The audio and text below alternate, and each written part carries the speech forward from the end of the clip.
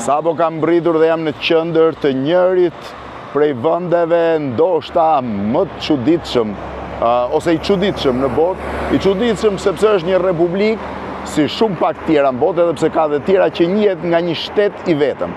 Jam në Qipron e Veriut, në Republikën e Qipros ose në Qipron turke, siç e njohim ne rëndom. Jam në një qytet i cili njihet me dy emra. Grekët ose pjesa greke e njohin me emrin Nikosia, ndërsa pjesa turke e njeh me emrin Lefkoza. Është i njëjti qytet me dy emra.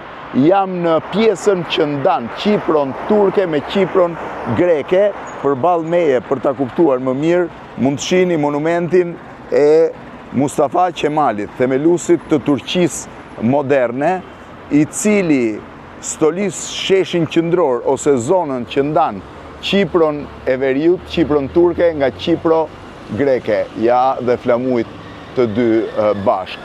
Historia e Qipros dhe ndarja saj në dy shtete është shumë interesante. Qipro është një nga ishujt më të mëdhej të Mesdheut, një ishull me një rëndësi strategjike të jashtëzakonshme, i cili është sunduar vazhdimisht që prej antikitetit, por periudhën e tij të artë kishte periudhën e Venedikut.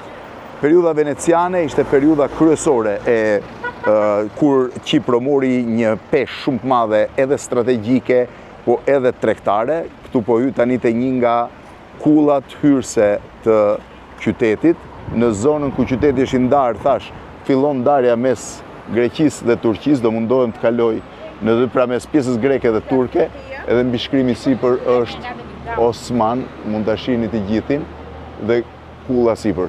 Pra Qipro kishte një nga, ky është sheshi i Qymyrjetit, pra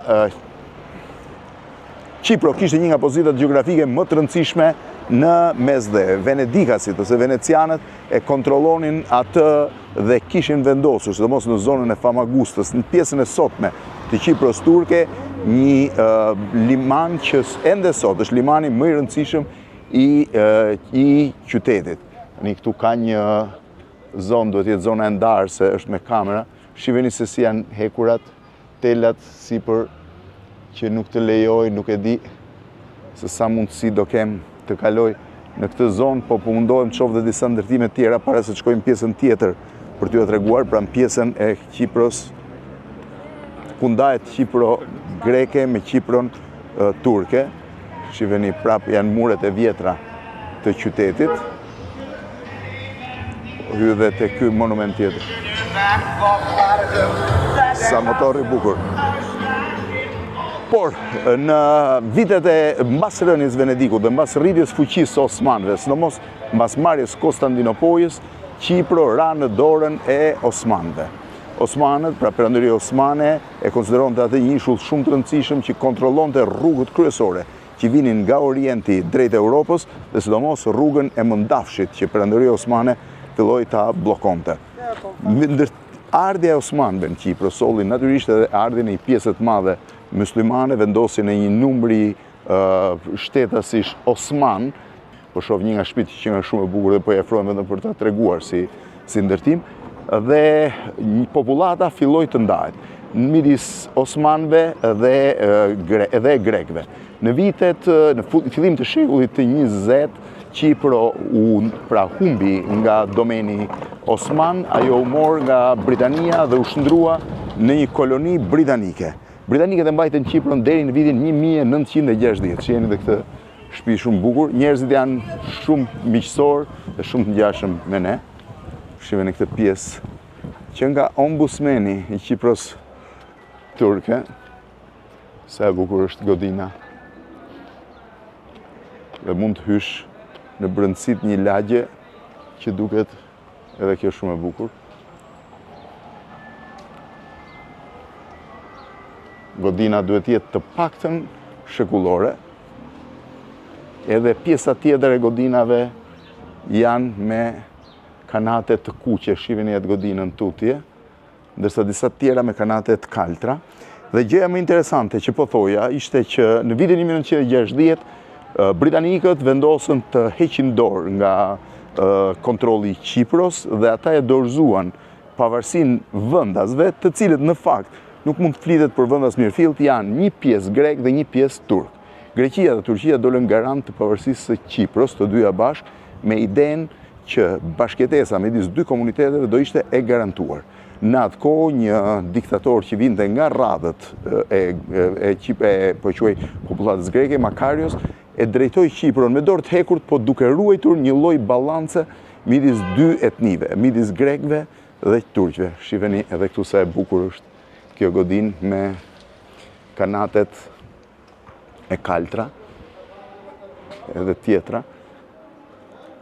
Kipro vazhdon të jetë turistike edhe pse duket që nuk e ka kujdesin e mparshëm. Ndërkohë, në vitin 1974, një grup nacionalistësh grek, të cilët mendonin që Kipro duhet bashkohej me Greqinë dhe të shtyrë nga diktatorët, nga regjimi kolonelëve në Greqi, organizuan një grush shteti duke marrë kontrollin dhe duke deklaruar bashkimin e Kipros me Greqinë. Kjo gjë nuk u mirëprit nga popullata turke, e cila i bëri thirrje Turqisë si garante e pavarësisë së Kipros që të ndërhynte. Trupat turke ndërhyn në një operacion që ende sot në botë njihet si një operacion i jashtëzakonshëm, duke marrë kontrollin e plot dhe duke ndarë vendin në dy pjesë, në Kipron e Veriut dhe në Kipron e Jugut. Në veri dominojnë turqit dhe krijuan pas 10 vjet pas Republikën Turke, ndërsa në jug vazhdojnë të kenë kontrollin grekët, të cilët krijuan Republikën Kipriote. Midis domethënë pjesës greke dhe pjesës turke ka pasur vazhdimisht tentativa për të bashkuar.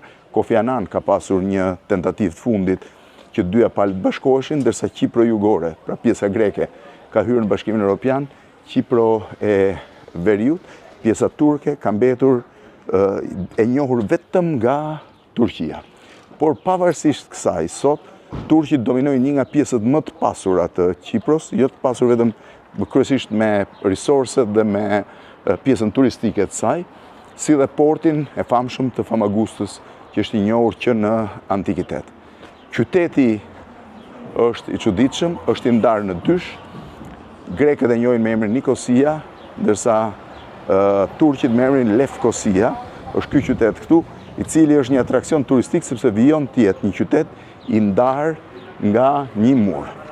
Kjo është pak a shumë historia e Kipros, e këtij vendi, po eci tani në drejtim të murit, i cili ka qenë një prej vendeve më strategjike të Mesdheut, por që së fundmi ka mbetur disi larg ose jashtë, pavarësisht se njëra pjesë e saj është anëtare e Bashkimit Evropian, zhvillimit të madh.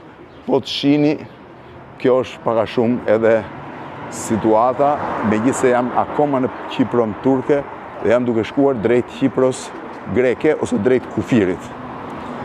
Mund të jetë një nga kufit e fundit që i kalon ende miqësisht, edhe pse midis dy popullatave rreth 50 vjet më parë ka pasur 51 vjet më parë ka pasur një përplasje jo të vogël.